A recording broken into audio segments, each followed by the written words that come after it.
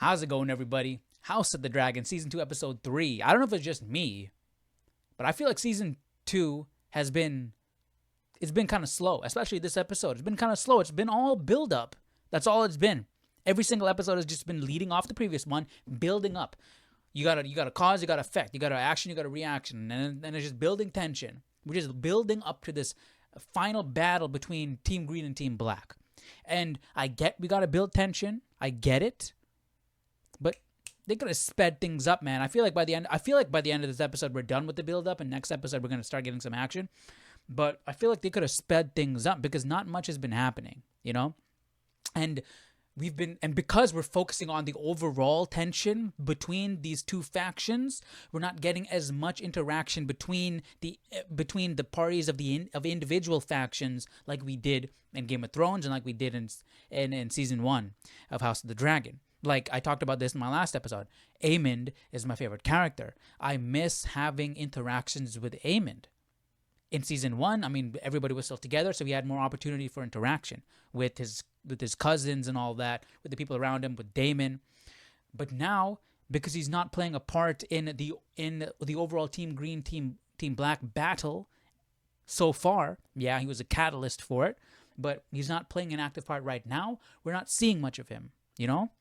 I mean, that said, we did get to see a bit of him in this episode. He was at the brothel he was in last episode with the same woman, and Aegon entered all drunk. And I mean, it's literally what I said in the last episode. This is his safe place. It's his time. I mean, he was bullied as a kid, right? And so he puts off this tough exterior, and this is his place where he can be. He allows himself to be vulnerable. Like last episode, he was literally laying in the fetal position on this lady's lap. He has this relationship with her, like he almost regresses, and this woman makes him feel safe, you know. So I mentioned like, hey, what happens when she rotates? She moves to another brothel, you know. He'll definitely follow her. So, anyways, Aegon comes in, and you know he's spouting nonsense. He's talking. He's all drunk, and Aemond, you know, gets up and is like, okay, you can have her. He's butt naked, completely butt naked, and walks off like a boss.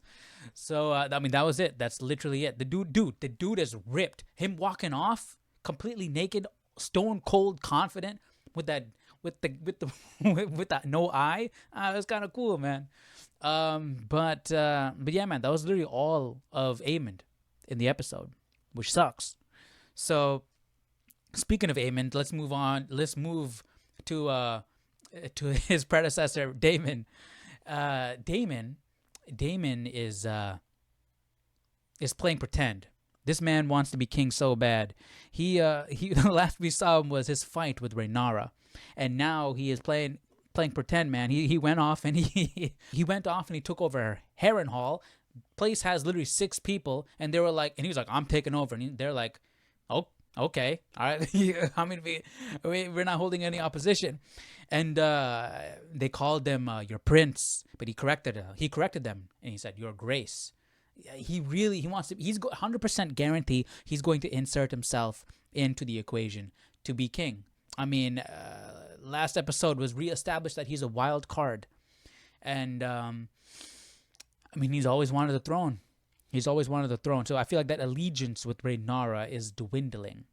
He's already seeing her as his niece again. We got a scene which was cool. It's one of the best scenes. Is one of the best scenes in the episode where he's dealing with the repercussions of his actions because he sent those 2 guys to kill Aemond. Aegon's son ended up dying, and now Rhaenyra is dealing with the repercussions of that because they ruined her name. Remember, they paraded the little boy around, calling her Rhaenyra the Terrible, and so Rhaenyra is having to mend the situation. So they showed a young Rhaenyra. They showed Rhaenyra from season 1, the young Rhaenyra, stitching up Aegon's son's Jaehaerys, I believe, his head, his head back to his body. You know, like she's cleaning up the mess that Daemon left. So he's feeling that, man. He's seeing her as his niece, and that's part of the guilt. But I feel like it's also he's slowly detaching from, you know, my queen to my niece. I gotta step my game up. I'm her uncle.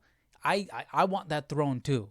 you know. So and also, well, let's jump to the end of the episode. The end of the episode was when Rhaenyra snuck her way in and wanted to meet Alicent. I don't get why she did this. She pulled out a knife on Alicent, and she obviously had no intention of stabbing her or harming her or anything. Maybe it was because she didn't want Alicent to yelp and scream, but I don't think she would have.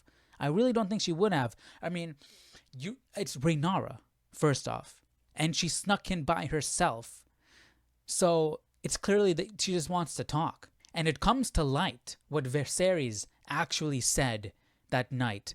He was not talking about Aegon, Alicent's son. He was talking about Aegon the Conqueror. He was talking about the Song of Ice and Fire, which means he didn't intend for Aegon to be king.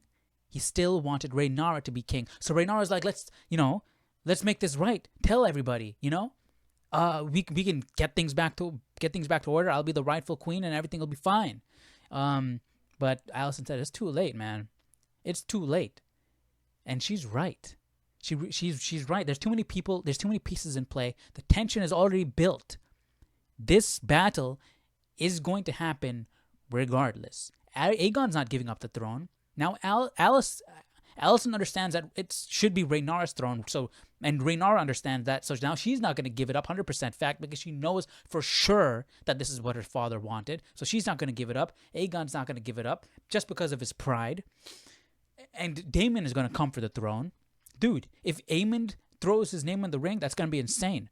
So it's really like a Game of Thrones type of situation, except it's not multiple houses. It's all in one. It's all in one house. It's House of the Dragons, right?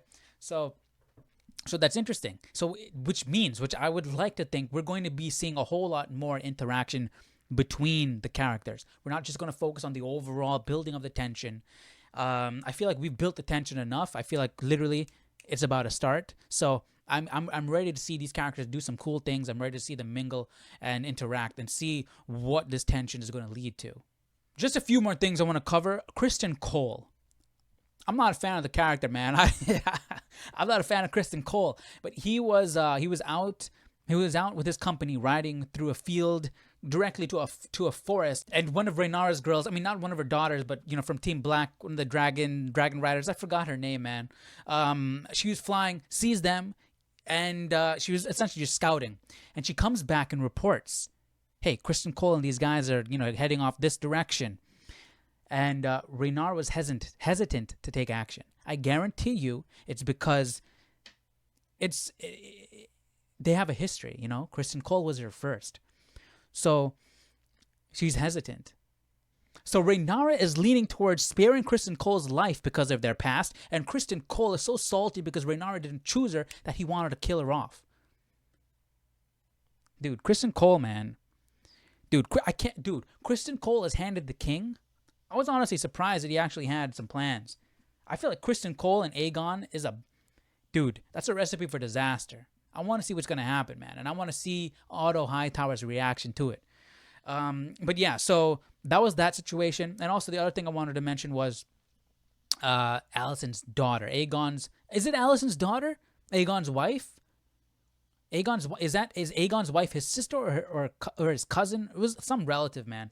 But she's off. There's something off. There's something off about that girl. I don't know. Was she the one who had visions or something in the last season? I don't remember. But in this episode, she's like, yeah, I feel sad that Jaehaerys, my son, died, that his head got cut off. I feel sad, but maybe I don't need to feel sad because it's normal for a kid to die. They're weaker, right? Like, what kind of thinking? You're a mother. I mean, no wonder she gave up her son like that. They point, hey, which one's his son? It's that one. And then the killers went and stabbed him. Not stabbed him, chopped his head off. Like, I was questioning, like, my mom would never just give me up that easily. She'd put herself in harm's way to protect me, not give up your child knowingly what's going to happen. There's something off about her. I really wonder, something's got to happen with her character. I mean, she's that way on purpose. They got to be leading up to something with her, and I'm curious as to what that is. But yeah, man, that's pretty much it. Season 2, episode 3, a bit slow. All build up. I mean, pretty much season 2 has been all build up. There've been some things that have been happening, but it's literally just build up to this this looming battle. And hopefully, episode 4, we're gonna get started with this battle, because I mean, I don't know how much more build up we can get. So I mean, I like build up, but come on, let's get things going. So that's my thoughts for this episode. What did you guys think? Let me know your thoughts down below in the comment section. Let me know your favorite character. Who's your favorite character, and who would you like to sit on the throne? Let me know that down below, and I'll see you on the next one. Take care.